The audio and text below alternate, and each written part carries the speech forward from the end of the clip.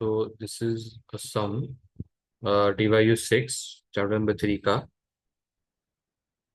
यहाँ पे हमको सेम करना है, फॉरेन एनपीवी के बारे में निकालना है।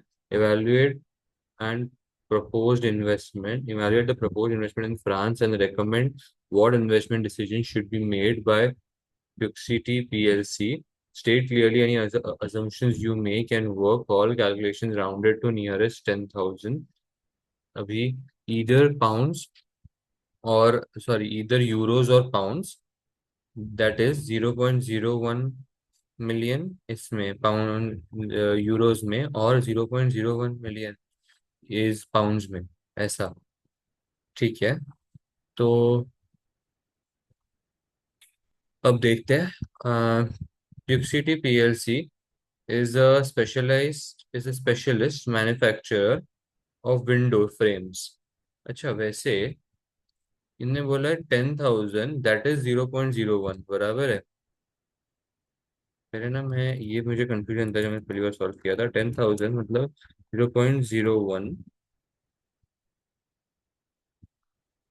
1,000 मतलब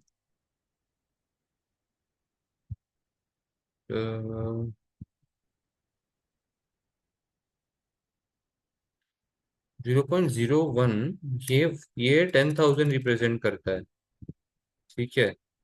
तो अगर मेरे पास 3 पॉइंट समथिंग होगा, 3.8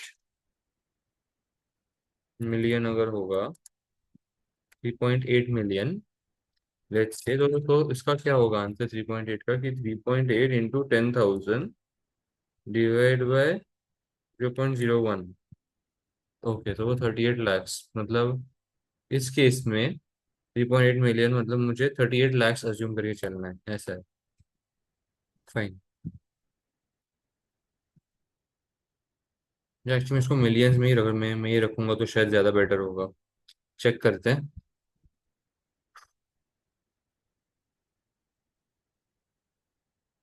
ट्यूसिटी PLC is specialized manufacturing window frames. ठीक है, ये इन्होंने बेसिक कंपनी के बारे में दिया हुआ है। The directors are now considering whether they should open up an additional manufacturing operation in France which they believe there will be good market for their products. फिर आता है, देखो, a suitable factory has been located just outside Paris that could be rented out on a 5 year lease at an annual charge of 3.8 million payable each year in advance.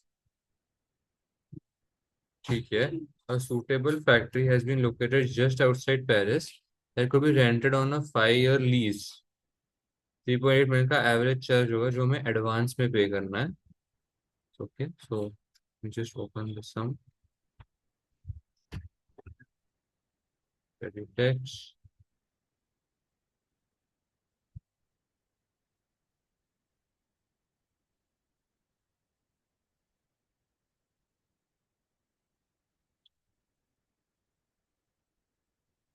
particulars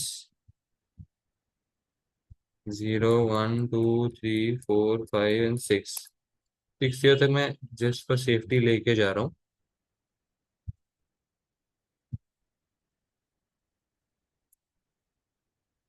अभी सबसे पहले तो हमें euros में calculation करना है। हमारे pro forma के हिसाब से हम सबसे पहले यूरोज में कैलकुलेशन करेंगे, फिर बाद में हम उसको कन्वर्जन रेट से मल्टीप्लाई या फिर मतलब वो डिवाइड करेंगे। तो फिलहाल के केस में हमें 3.8 मिलियन, हम एक हमारी फैक्ट्री को चार्ज कर रहे हैं, पेरिस को हम चार्ज कर रहे हैं। ठीक है। तो मतलब वो हमारा इनकम होगा इन पाउंड्स, लेकिन सबसे पहले पेरिस को चार्ज, तो यहाँ पे मैं लिख देता हूँ rental charge, charges paid 3.8, and ये चीज एडवांस में है अगले 5 साल तक, तो इस तरीके से दिखेगी। ठीक है ना। अभी अभी वर्किंग नोट्स में, the manufacturing equipment would cost 75 million euros, of which 60 would have to be paid at the start of the project with balance payable 12 months later. With the balance payable 12 months later. तो एक काम कर लेते हैं, investment तो हमें यहीं पे करना है, राइट? तो मतलब टैक्स टैक्स लगाने के बाद ही इन्वेस्टमेंट आएगा। तो इन्वेस्टमेंट यहाँ पे 75 मिलियन माइनस में, और यहाँ पे सॉरी, फर्स्ट में -60 है ना, और बाकी का 12 में मतलब -15 यहाँ पे, ठीक है ना। और यहाँ पे भी मैंने ये एक चीज गलती कर दी, मुझे ये -38 मिलियन लिखना चाहिए ऐसे। ठीक है, मैं अभी ना अपने आप के लिए यहाँ पे ऐसे लिख देता हूँ, इन फॉरेन करेंसी। मैं फोन की स्क्रीन बराबर गया, करेंसी। ठीक है, अभी ये सारा सिर्फ मैं यूरोज में कैलकुलेट कर रहा हूँ, है ना। तो अभी यहाँ पे इन्वेस्टमेंट, तो ये वाला पैराग्राफ मेरा पूरा हो गया। अभी next paragraph.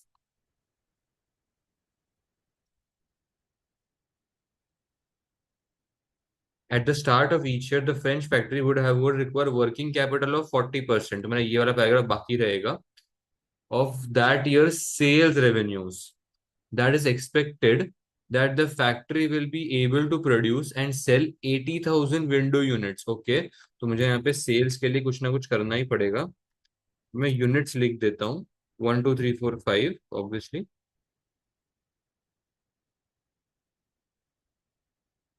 units per year, although in the first year, because of the need to run in the machinery and its new workforce, output is only expected to be 50,000 window. तो पहले साल में सिर्फ 50,000 का आउटपुट है, बाकी के 4 सालों में 80,000 का आउटपुट है।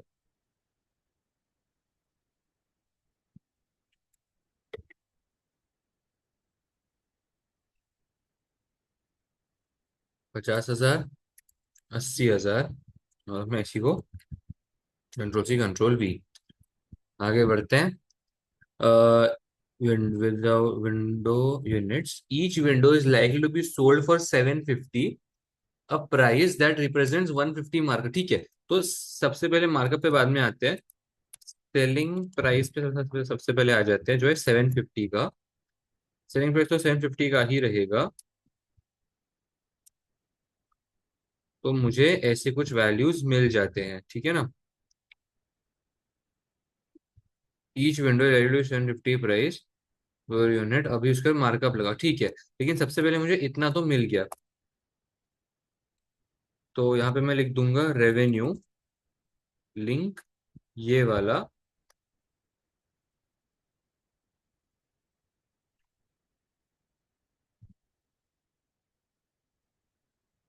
लेकिन ओ सॉरी सॉरी, मैंने एक मिस्टेक कर दी, देखो मुझे है ना इसको मिलियंस में कन्वर्ट करना, अभी मेरे को इसको मिलियन में कन्वर्ट करना, तो मैं कैसे किया था, मैंने बोला 10,000 टू द नियरेस्ट 10,000, और दैट इज 0.01 अभी।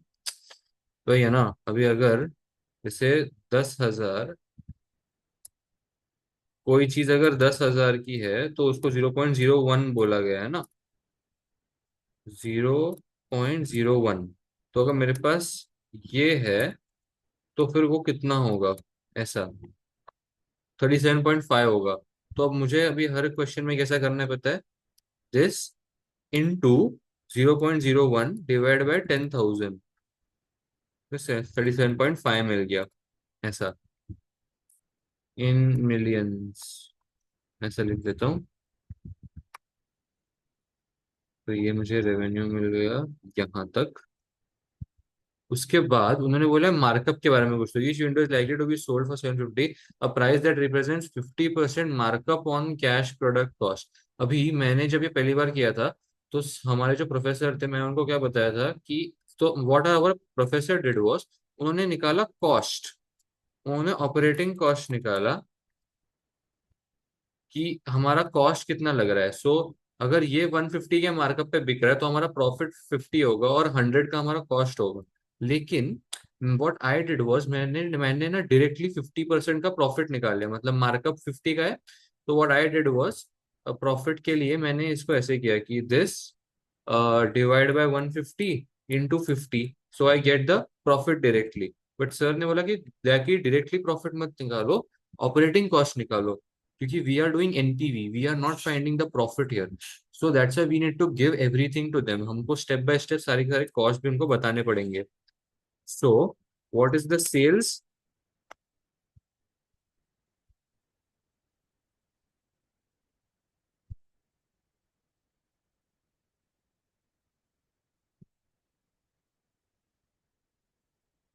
ये हमारा सेल्स है। अभी हमको क्या निकालना है, 100% का कॉस्ट निकालना है। अभी अगर ये 150 है तो कॉस्ट 100 होगा। So 37.5 into 100 divide by 150, and that's how we get all the cost as well. तो हमको मिल जाते हैं सारे हमारे कॉस्ट, और कॉस्ट को लिखेंगे नेगेटिव में ऑब्वियसली। आगे, the French factory would be set up as a wholly owned subsidiary of Puxity PLC. In France, 25% straight line depreciation on cost is an allowable expense against company tax. Corporation tax is payable at 40% at each year end without delay, and any unused losses तो हम लोग set of कर सकते हैं profits के साथ। No UK tax will be payable on after the, अच्छा एक मिनट, देखा, no UK tax will be payable on after the French profits. मतलब ये जो 40% का हमारा कॉरपोरेशन टैक्स था, ये इतना ज्यादा है कि यूके टैक्स कम है। UK tax might be like 30 और 35%, लेकिन बिकॉज ये 40% है तो हमको टैक्स रेट लगाने की जरूरत ही नहीं है, जो चैप्टर के बिगिनिंग में ये कॉन्सेप्ट था। ठीक है ना, कि अगर foreign percentage of tax is higher than the domestic percentage, then domestic percentage लगाने की जरूरत नहीं है, unless otherwise there are certain expenses which are not allowable in foreign. जैसे ये जो है मतलब वो रेंटल चार्ज, अभी ये रेंटल चार्ज फॉरेन कंपनी के लिए है, लेकिन हमारी कंपनी जो हमारी डोमेस्टिक कंपनी है उसके तो इनकम है, तो हमको इस इनकम के ऊपर टैक्स चार्ज करना पड़ेगा बाद में, वो उसके बाद में आते हैं। लेकिन अभी हमें स्ट्रेट लाइन डेप्रिसिएशन चार्ज करना है, तो पहले वो कर डालते हैं। टीएडी लिख देता हूं मैं, टीएडी। टीएडी के लिए हमने क्या किया था एक्चुअली, मैन्युफैक्चरिंग इक्विपमेंट 75 मिलियन का हमने परचेज किया था, और स्ट्रेट लाइन डेप्रिसिएशन चार्ज करना है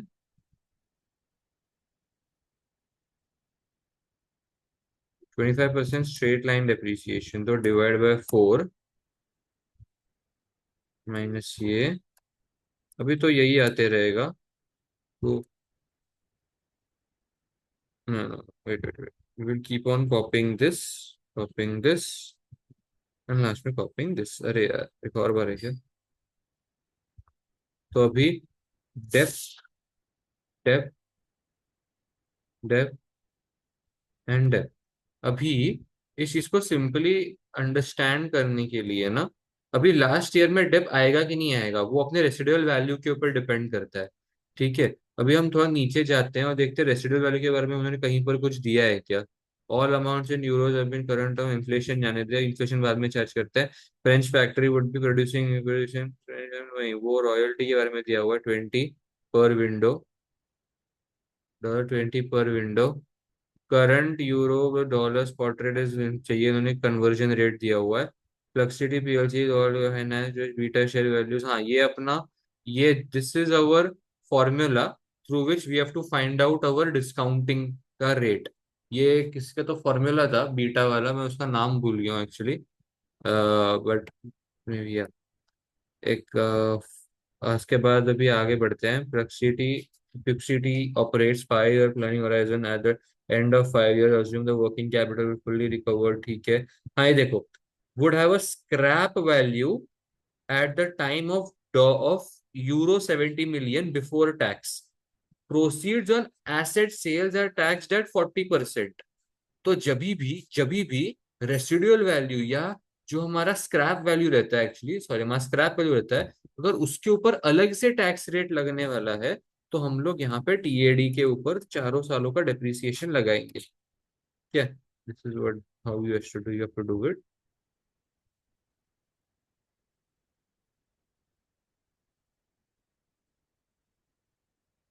this is how you have to do this sum, कि अगर चारों लास्ट ईयर के प्रोसीड्स पे डेप लगने वाला है, सो इट इज बेटर कि हम लोग पूरे चारों के चारों सालों का डेप ले ले। लेकिन अगर लास्ट ईयर में बैलेंसिंग अलाउंस है तो we do not take last year का डेप, एज यू रिमेम्बर। आगे बढ़ते हैं। अभी now will come down to, अच्छा एक मिनट, मैं टीएडी को बाद में ऐड करने ही वाला हूँ, तो इधर मैं टीएडी फिर से एक बार लिख देता हूँ। In which I will add back these amounts, because ये करना ही है ना मैंने, तो ये मैंने फिल द ब्लैंक्स कर दिया। आगे डेप्रिसिएशन ये भी हो गया, कॉर्पोरेशन टैक्स पेबल, हाँ टैक्स पेबल तो करना ही है, तो ये भी अभी तक इनकम्प्लीट ही है। ऑल अमाउंट्स इन यूरोज है करंट टर्म्स, टैक्स पेबल बाद में आते हैं, आई थिंक कुछ बाकी ना रह जाए, पहले वो सब देख लेते हैं। All amounts in euros are given in current terms. Okay, annual inflation in France is expected to run at 6% per year in the foreseeable future. All euro cash flows involved are expected to increase in line with the inflation rate. Okay, all euro cash flows involved are expected to increase in line with the inflation rate, with the exception of factory rental and the cost of manufacturing equipment, both of which would remain unchanged. ठीक है, तो ये दोनों तो unchange रहेंगे, लेकिन जो हमारा सेल्स है उसको हमें 6% के इन्फ्लेशन से करना है। सो इन्फ्लेट करना है, सो इन्फ्लेशन 1.06, क्योंकि ये करंट टर्म्स में, अगर ये करंट टर्म्स में मतलब फर्स्ट ईयर में ही इन्फ्लेशन आएगा। 1.06 six.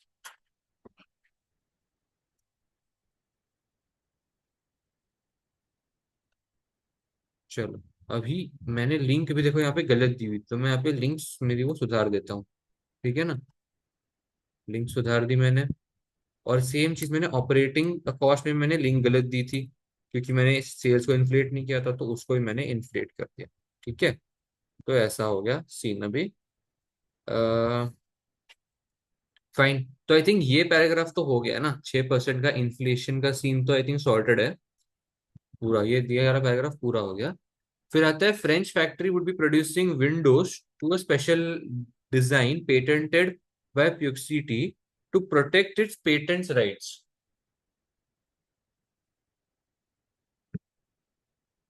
प्यूक्सिटी PLC will charge its French subsidiary a fixed royalty of £20 पर विंडो। अच्छा, मैं ना एग्जाम में ये सॉरी एग्जाम नहीं, ये जब मैंने पहली बार किया तो मैंने ये गलती की थी, मैंने इसको £20 कंसिडर नहीं किया था।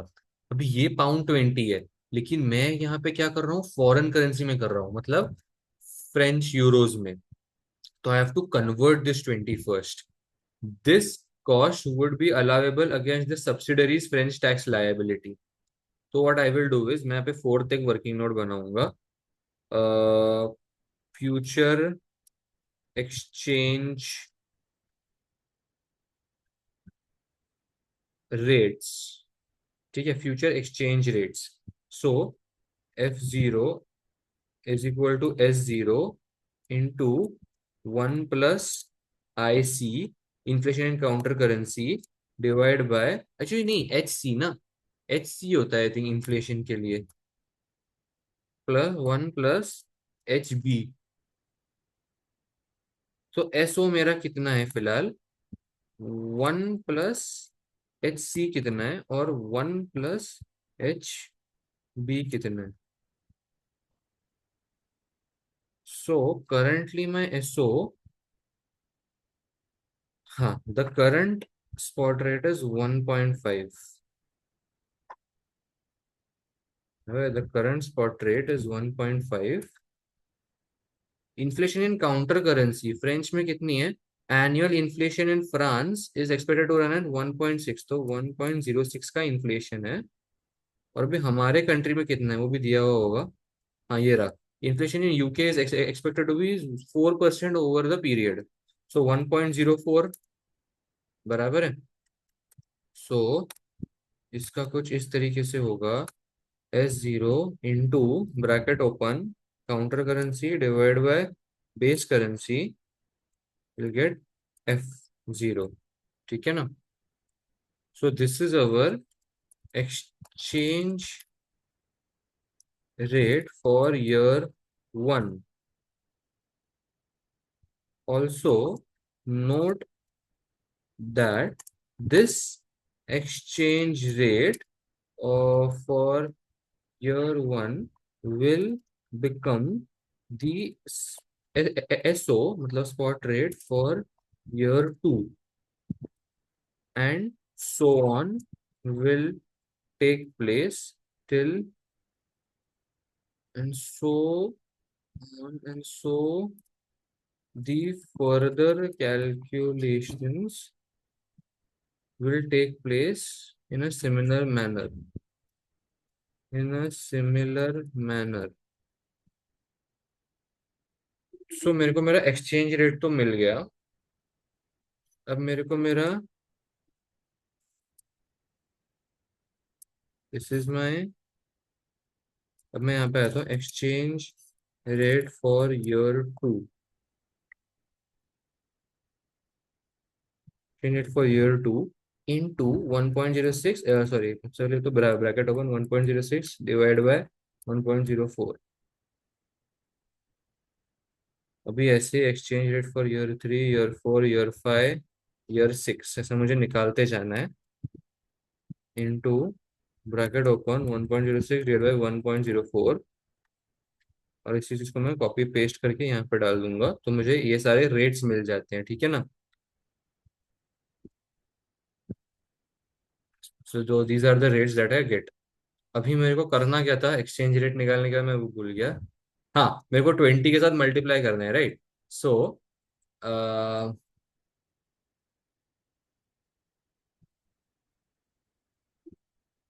एक्चुअली बिकॉज अभी मैंने ये ऐसे किया हुआ है मैंने 1.5 के साथ मल्टीप्लाई किया ना इस सबको। मैंने इसको 1.5 के साथ मल्टीप्लाई किया मुझे ये मिला 1.5 क्या था मेरा करंट एक्सचेंज रेट। हाँ हाँ ठीक है। तो अगर मैं अभी डायरेक्टली इन सबको 20 से मल्टीप्लाई करूंगा ना so I will get my answer कि exchange rate for year 1. Now, when I will multiply all of these things with 20, I will get what is the royalty charge for each and every year. Actually, I think royalty charge year 6 में आ ही नहीं रहा है तो मैं इसको actually हटा सकता हूँ वैसे तो है ना। ईयर 6 में तो आ ही नहीं रहा है so into 20 I will keep on doing this. So this will be my royalty charge per window.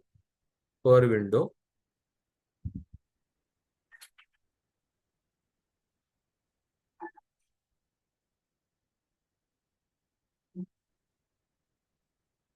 Per window number of अभी आता है नंबर ऑफ विंडोज क्योंकि मैं नंबर ऑफ विंडोज से मल्टीप्लाई करूंगा तो मुझे मिलेगा what is my royalty. Actual royalty है ना। रॉयल्टी पर window into number of Windows will give me my royalty.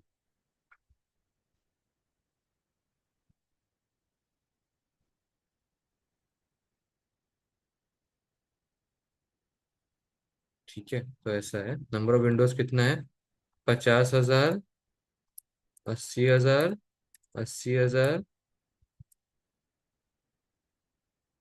And तो मुझे मेरी रॉयल्टी मिल जाती है डायरेक्टली इतने की। अभी मेरा इन मिलियंस करना है ना मुझे। तो मुझे इन मिलियंस का तो मैं क्या करता था into into what should do 0.01 divide by 10,000 शायद मैं करता था ना।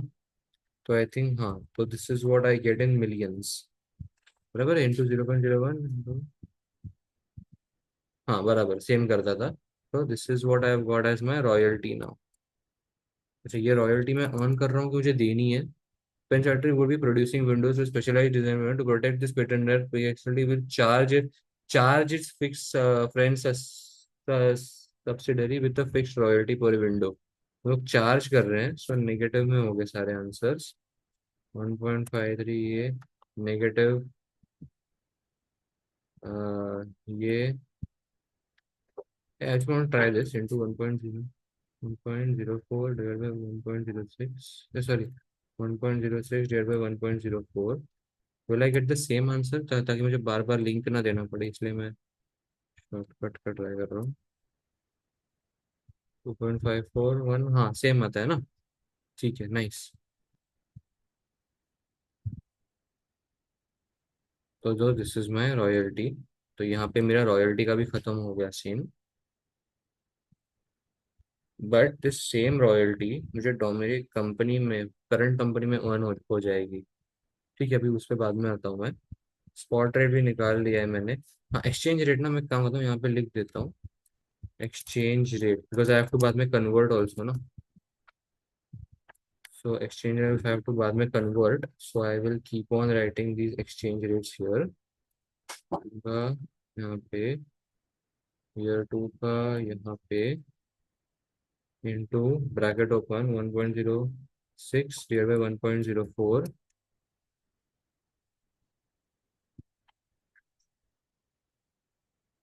5। ठीक है ना। वक्त ये भी हो गया। There is no remittance restriction between, ये जाने देते हैं। डिस्काउंट रेट के बाद में आते हैं। तो आई थिंक ये भी हो गया। स्क्रैप वैल्यू तो लिखना नहीं है, स्क्रैप वैल्यू लिख देता हूँ। Scrap value of asset, value of asset, scrap value of asset जो है, स्क्रैप वैल्यू ऑफ एसेट ये जो है ना, ये कब मिल रहा है scrap value of asset? At the at that time 70 million before tax proceeds on asset sales. अरे यार, ये अभी कब मिल रहा है ना। ठीक है, देखो डेप्रिसिएशन जो है मैंने पूरा ईयर 4 में चार्ज किया, मतलब मैंने पूरा ईयर 4 में उसको वापरा रहेगा। तो मैंने ईयर 5 में ही मैं मुझे इसको डालूंगा मोस्टली, है ना। तो 70 million euros यहाँ पे चले जाएंगे। Proceeds on sales tax of 40%। अभी यहाँ पे बोला नहीं है कि नहीं, करंट ईयर में ही है ना वो तो। Tax is payable in the current year,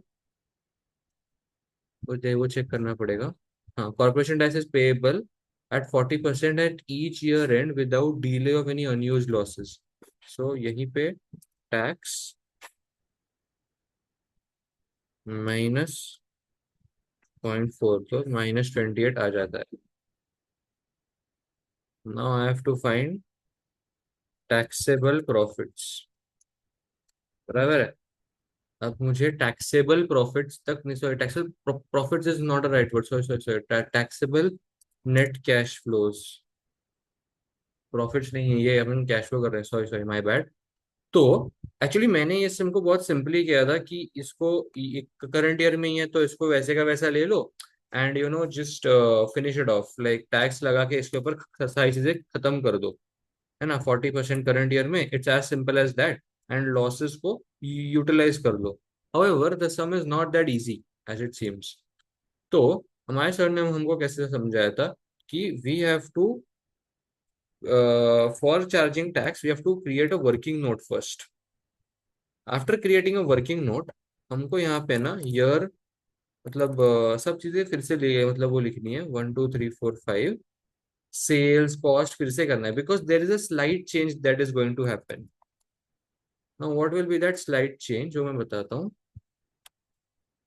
इस सबको control C, control Alt V, values. ठीक है, अभी ये हमारा पूरा, if you see, this is entirely our thing what we have done ऊपर। However, there is a one thing that is going to change is the rental charges paid. Now, rental charges paid we have incurred in year 1 actually, मतलब year year actually हमने उसको इनकर कब किया, year 0 में किया है। Now because we have incurred that in year 0, हम लोग को उसका टैक्स बेनिफिट ही नहीं मिलेगा। सो सर ने हमको क्या बोला कि ये 3.8 मिलियन को ईयर 1 में क्लेम करना है।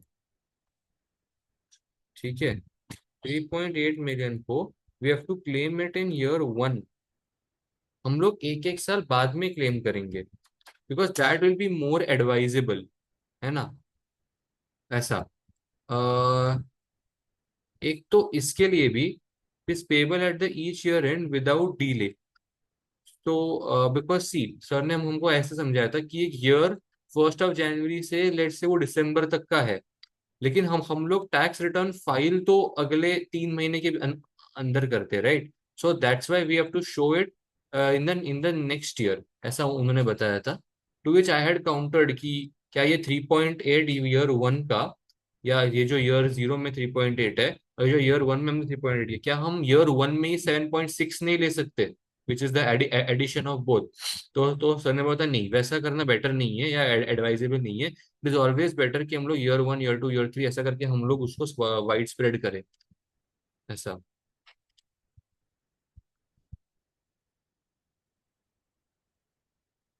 ठीक है, and that's how we have to do it. तो अभी इनको ये आंसर्स मिल जाएंगे, and now we have to set our losses off, ठीक है ना। अब अगर हमको हमारे लॉसेस मतलब सेट ऑफ करने हैं, तो ईयर 1 2 3 4 में तो हम देखेंगे तो कोई टैक्स तो वैसे आएगा नहीं। लॉस कितने का आ रहा है, 14 के आ रहा है। अगर हम लोग ईयर इसमें जाएंगे 4 में, तब क्या हो जाता है, दिस प्लस दिस, तो फिर भी मेरे पास बचता है 14.56, एंड देन लास्ट में आई गेट दिस। तो मेरे को लास्ट में खाली ना 5.76 का प्रॉफिट हो रहा है ईयर 5 में, जिसके ऊपर मेरे को टैक्स पे करना पड़ेगा, जो है 0.4, मतलब 2.3। ठीक है ना। As able the end of year end without delay of any unused losses.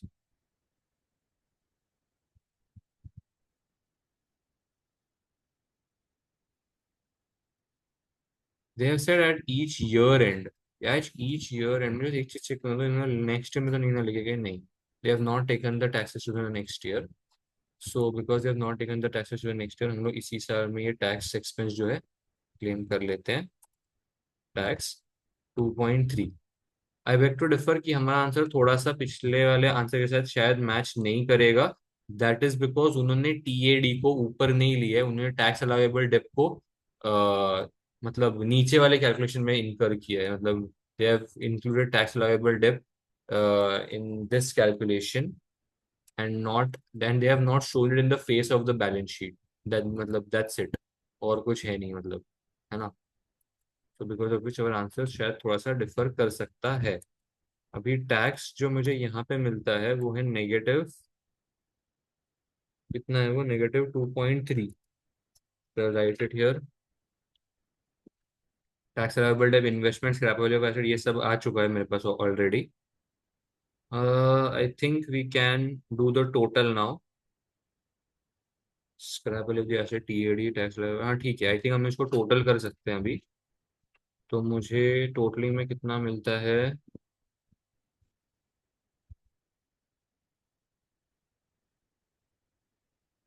जी मैं यहाँ पे -3.8 ले लेता हूँ, plus,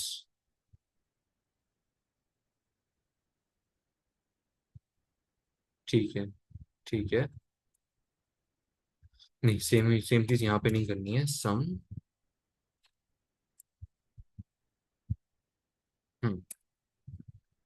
keep on doing this, यहाँ तक मैं पहुंचता हूँ। This is my total. अब मुझे इसके ऊपर ही एक्सचेंज रेट चार्ज करना है। तो अभी एक्सचेंज रेट जो मुझे, अच्छा यहाँ पे 1.5 आएगा वैसे, हाँ। अभी ये जो एक्सचेंज रेट है ये क्या है, 1 pound is equal to 1.5 euros.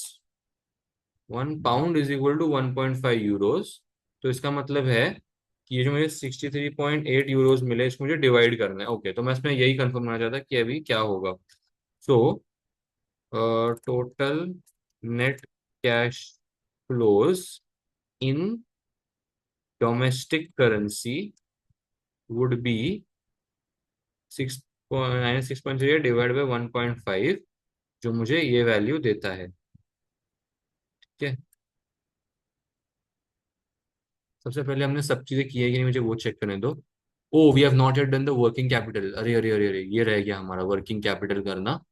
Working capital क्या है, at the start of each year, रुक जाते हैं, वही वही। At the start of each year French factory would require working capital to 40% of the sales revenues. ठीक है, तो हमें वर्किंग कैपिटल का एक कैलकुलेशन करना पड़ेगा नीचे।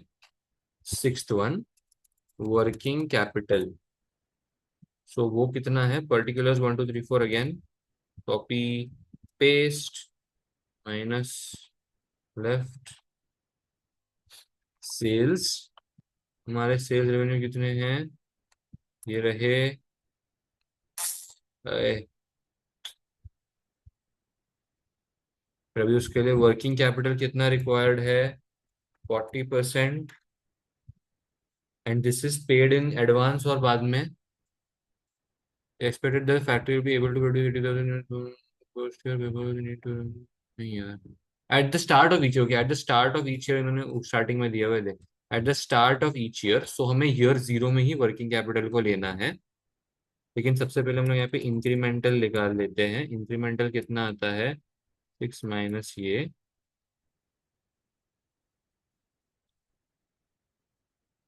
यहाँ पे आएगा वर्किंग कैपिटल।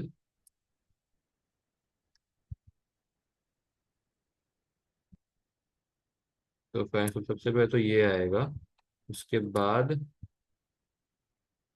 ये, अरे यार मैंने इन्वेस्टमेंट में नहीं डाला ना, नहीं नहीं इधर डाला। ठीक है, मैं यहाँ तक आ गया ना। हाँ, अभी मैंने ना वर्किंग कैपिटल एक्चुअली कैसे किया था, मैंने ईयर फोर में उसको उसको मतलब वो सेट ऑफ कर दिया था कि टोटल कितना आता है वर्किंग कैपिटल का। 15.9 plus this plus this plus this plus this, ठीक है ना। तो मुझे जितना भी आता है, कितना आता है, 32.11 आता है। तो मैंने क्या किया था, वर्किंग कैपिटल को 32.1 इसी के साथ सेट ऑफ कर दिया था कि 32.11 पॉजिटिव माइनस 1.18, और ईयर मतलब फोर में ही ये मैंने कर दिया था सेट ऑफ। लेकिन यहाँ पे नीचे ना उन्होंने बोला है कि ये देखो, eight the end of 5 years assume working capital will be fully recovered. तो ईयर फाइव में ही मुझे उस वर्किंग कैपिटल को पूरे तरीके से रिकवर करना है, चाहे जो हो जाए। ठीक है ना, दिस इज द सोल्यूशन। अभी और कुछ है क्या इसके अंदर, डिस्काउंटिंग को छोड़ के? स्क्रैप वैल्यू भी हो गया, ये भी हो गया, एशियन रेट भी हो गया, 20 पर विंडो भी हो गया, 6%, अभी वर्किंग कैपिटल भी हो गया, अलाउेबल डेप्थ भी हो ही है एक्चुअली स्ट्रेट लाइन बेसिस पे, मतलब वो डेप्रिसिएशन।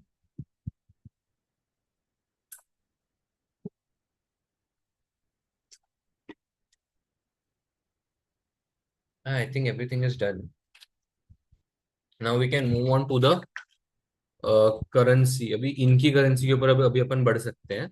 अभी इनके डोमेस्टिक कंट्री कंट्री में क्या क्या हुआ है चीजें, वो एक बार देख लेते हैं। इनके कंट्री में हमको सबसे पहले तो ये इनकम आ रहा था, बराबर है, ये देखो, ये जो Paris suitable factory has been located just outside Paris that could be rented on 5 year lease at an annual charge of 3 point payable each in advance.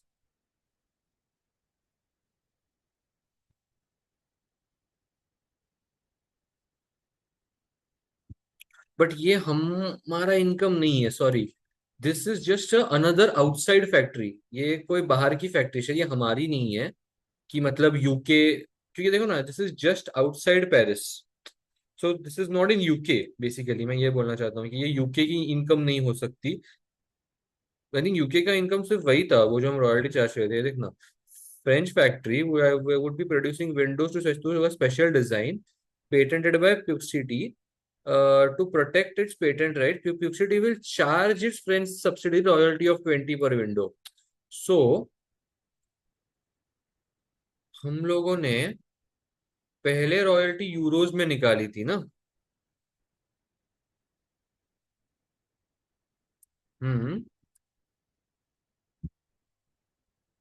हाँ, अभी now we have to find out royalty in domestic currency.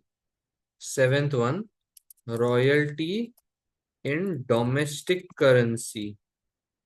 अभी royalty in domestic currency देखो, 20 20 20 20 20 year 1 2 3 4 5, अरे, तो ये रही royalty. अभी इसका क्या, हाँ, पर विंडोज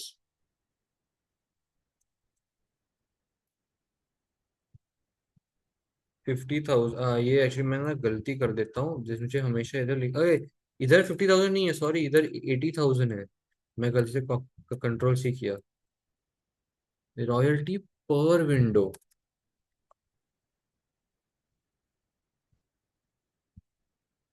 हमें टोटल रॉयल्टी कितने मिलती है? हमें जो टोटल रॉयल्टी मिलती है वो है इतनी, ठीक है। अगर हमें टोटल रॉयल्टी इतनी मिलती है, तो क्या मुझे इसके ऊपर इन्फ्लेशन चार्ज करना चाहिए?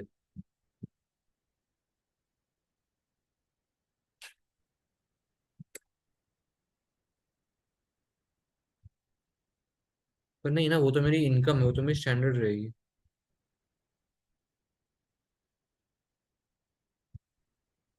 फिक्स्ड रॉयल्टी पे ओके, ये देखो फिक्स्ड रॉयल्टी पे बोला हुआ है। नहीं, आई डोंट थिंक इसमें इन्फ्लेशन आएगा। ठीक है, अब मेरे को वो वापस वही वाला फॉर्मूला लगाना है, इंटू 0.01 डिवाइड बाय 10,000। तो आंसर आता है 1। ओके, 1 आता है। सो रॉयल्टी कितनी है?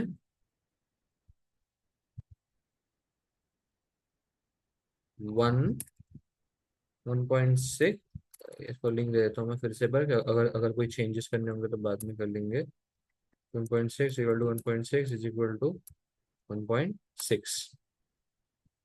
अभी इसके, हाँ, क्योंकि देखो ये जो रॉयल्टी थी, ये मेरा पहले एक्सपेंस थी, यहाँ पे सी, यहाँ पे ये मेरा एक्सपेंस थी, और यहाँ पे ये मेरी इनकम बन जाती है। ठीक है ना? अभी इसके मुझे टैक्स भरना पड़ेगा, और अभी ये जो टैक्स होगा, ये मुझे कैसे भरना है? ये देखो, UK corporation tax is payable 35% 1 year in arrears. So ये तो स्ट्रेट फॉरवर्ड है, इंटू 0.35। और मुझे इसी चीज को ऐसे, oh negative, negative I mean negative. ठीक है। सो अभी total net cash flows should be some.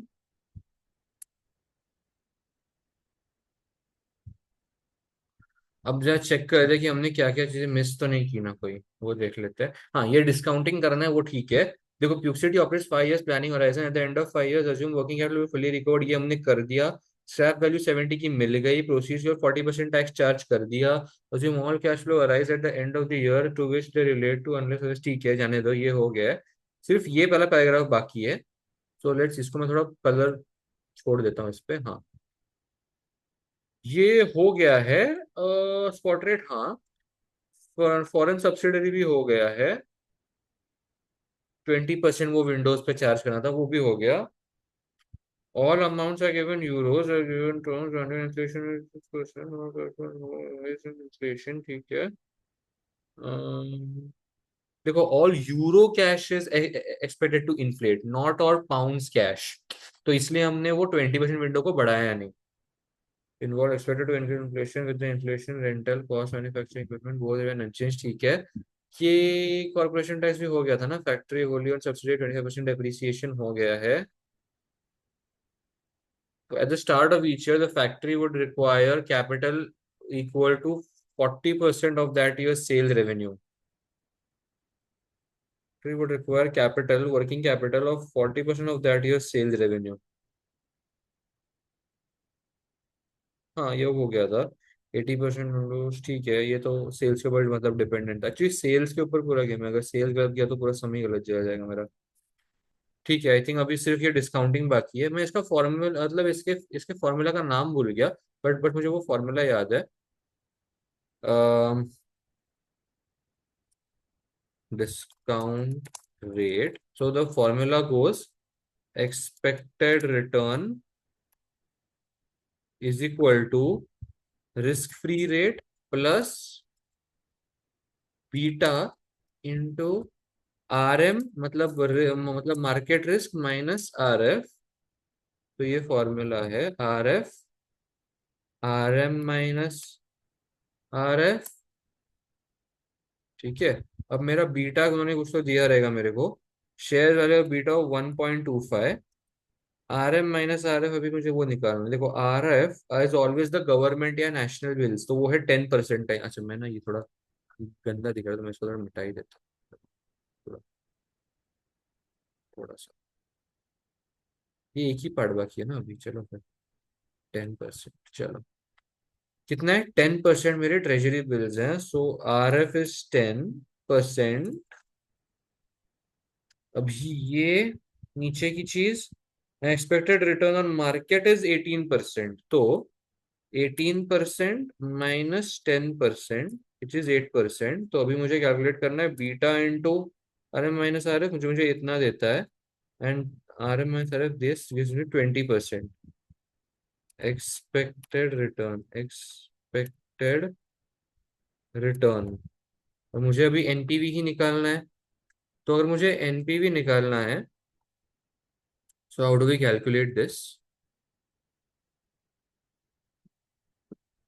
First of all NPV लिखने, सॉरी, एक रिटर्न्स को टोटल में लिख देता हूँ, इन्वेस्टमेंट मेड लिख देता हूँ, एंड देन एनपीवी। अभी ये जो है ना रिटर्न्स इधर लगाने का, is equal to NPV, bracket open, percentage कितना था, 20%, comma, what are my returns, these are my returns, bracket close, ऐसा। देन नेट कैश फ्लो जो मेरा नेगेटिव में है फिलहाल, तो मुझे नेगेटिव में आंसर आ रहा है फिलहाल के लिए, जो काफी खराब चीज है, जो जो ऐसा नहीं होना चाहिए था एक्चुअली।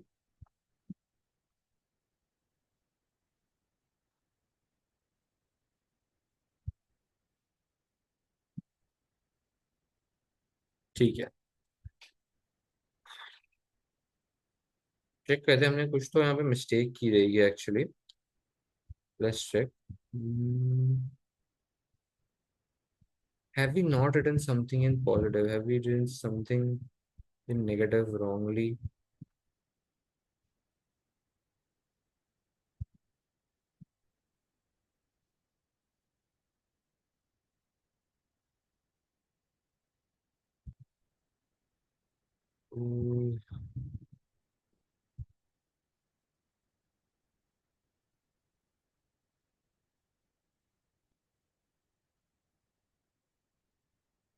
नेगेटिव में एक्चुअली नहीं आना चाहिए था ये सम, क्योंकि दिस इज नॉट, एनपी के सम यूजुअली नेगेटिव में नहीं होते, इसके लिए।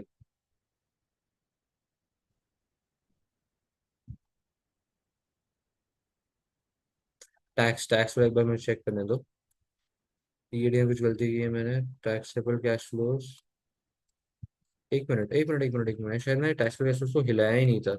Just a second, I had not change these taxable cash flows क्या? No, I had change these 10.822। हाँ, लास्ट में खाली बदल जाएगा ना वो। हम्म,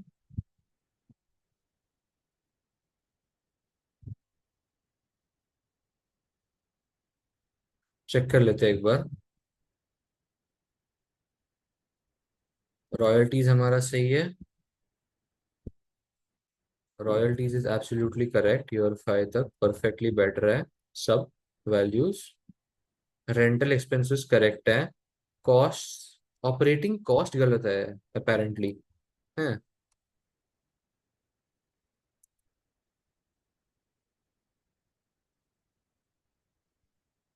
ओ, rookie mistake. Each window is likely to be sold for 750 at a price represents 150 markup. सो 150 का तो मार्कअप है, अगर 150 का मार्कअप है तो सेल्स 250 है। समझे, like the sales itself is 250। So that's why ये चीज थोड़ी नेगेटिव में आई है। अरे यार, एक काम करता हूँ मैं ना, इधर कॉस्ट का लिंक दे देता हूँ टैक्स में, so that my values change automatically. अरे यार, बेसिक एरर हो गया, फालतू मिस्टेक पूरा सम सही करने के बाद ये फालतू मिस्टेक हो गई कि मेरे इट इज 150 का मार्कअप। यूजुअली मार्कअप इतने बड़े होते नहीं है ना, 50% भी बहुत ज्यादा था markup actually, but the markup is 150%, so therefore the sales will be 250 and the cost will be 100, वो सही है हमारा। सो हम लोग को क्या करना है, डिवाइड बाय, तो इंटू 100, सेल्स इंटू 100 बराबर है, लेकिन डिवाइड बाय 250 करना है, जिसके वजह से हमारा कॉस्ट ट्रिमेंडसली ज्यादा आ गया था। एंड बिकॉज कॉस्ट इतना ज्यादा आ गया, हमारा पूरा सम एकदम ऐसा तितर बितर हो गया था। अभी एक काम करते हैं, बिकॉज ना सी देखो, अभी हमारा टैक्स बहुत गंदा हिल गया रहेगा, बिकॉज कॉस्ट हमने कम लिया था। अभी देख लेते हैं, नेट कैश फ्लोज हमारे देख लेते हैं जरा एक बार। सी, हम्म, अभी हमारे जो नेट कैश फ्लोज बैठते हैं, वो देखो ये हमारा ना नेगेटिव, ये वाला यहाँ तक का सही है, 0.023, है ना। Now we have to set off this 0.023 with the next positive year which is 15। अभी देखो ईयर 2 अचानक से पॉजिटिव में आ गया, जबकि पहले केस में ईयर 4 तक नेगेटिव था, बिकॉज कॉस्ट हमारा कम हो गया। सो हमारा ईयर 2 में पॉजिटिव चला गया, एंड बिकॉज ईयर 2 में पॉजिटिव चला गया, ईयर 3 पॉजिटिव है, ईयर 4 भी पॉजिटिव है, और ईयर 5 भी पॉजिटिव है। एंड बिकॉज ईयर 5 तक पॉजिटिव है, यहाँ देख लेता हूँ मैं, after tax adjustment, and because यहाँ तक सब नेगेटिव में, अभी ईयर 2 में भी टैक्स आएगा, ईयर 3 में भी टैक्स आएगा, और हर जगह हर ईयर में टैक्स आएगा, विच इज 0.4। यहाँ तक ठीक है। अभी हमारा टैक्स हमें इमीडिएटली पे करना है, तो हमारा ईयर 2 में टैक्स आ रहा है क्या? हाँ, ईयर 2 में टैक्स आ रहा है। कौन सा लिंक है ये? O69। ओके, O69 है। टैक्स ये रहा। तो मैं सेकेंड ईयर में जाऊंगा, 0 is equal to O69, link दे दिया, डायरेक्टली ये वैल्यू आ गई, और मुझे ये वैल्यू लिखनी है नेगेटिव में, बिकॉज टैक्स पे हो रहा है। सेम चीज मैं करूंगा ईयर 3, 4, 5 के लिए, तो बाजू के सारे लिंक्स आ गए ऑटोमेटिकली, कॉपी पेस्ट करके। So this is what we have got. ठीक है ना? So this was the only rookie mistake we made, कि हमने 250 कि हमने 150 मार्कअप करना था, हमने गलती से सिर्फ सिर्फ 50% का मार्कअप लिया। That was the only bad thing. NPV फिर पॉजिटिव में आता है 1.43। Now let's check the NPV. Answer is 1.41, which is ठीक है आई थिंक। आंसर देख लेते हैं, मैच कर देंगे। -53 पॉइंट ये बराबर है -3.935 आ रहा है मेरे उनको, 3.27 आ रहा है। ठीक है, 18.23। Oh, a little different cash flows actually. How are we getting this? ऊपर जब फिर से चेक कर लेते हैं टैक्स रेट्स इस बार।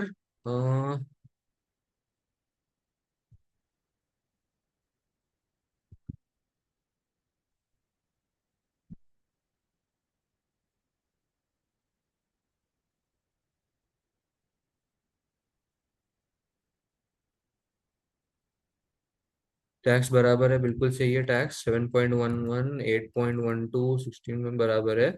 तो my immediate next cash flow 7.54, ठीक है। 26.47 बराबर है, 27.7 बराबर है, 29.12 बराबर है, 102 भी बराबर है। 53.53, 4.93, 16.98। या आई थिंक हमने सब बराबर ही अमाउंट्स एक्चुअली, काफी सही अमाउंट लिए। आई थिंक ये जो डिफरेंस आया है ना, this is only because of the fact that हमने क्या किया था। Oh, see what they have done is, उन्होंने 20% यहाँ पे ऐसे किया है, वेरएज मैंने फॉर्मूला लगाया है। तो मुझे एक्चुअली इसके साथ कंपेयर करना चाहिए। This I should be comparing it with 53 point ये वाला। ठीक है ना? सो लेट्स सी, 53.13 बराबर है 3.93, बिल्कुल सही है। 18.22, 18.23 बराबर है 18.46, 18.48, 19.02, 19.03, 63.44, 63.44, एंड माइनस वो तो बराबर ही है 0.56। तो ये तक पूरा करेक्ट है। मैंने यहाँ पे वो फॉर्मूला नहीं लगाया, मैंने यहाँ पे मतलब एनपीवी का एक्सेल फॉर्मूला लगाया। आई डेंट डू द 20% के रेट के साथ। But anyways I think 20% rate का करना बेटर रहेगा। ठीक है, दिस वाज द सम।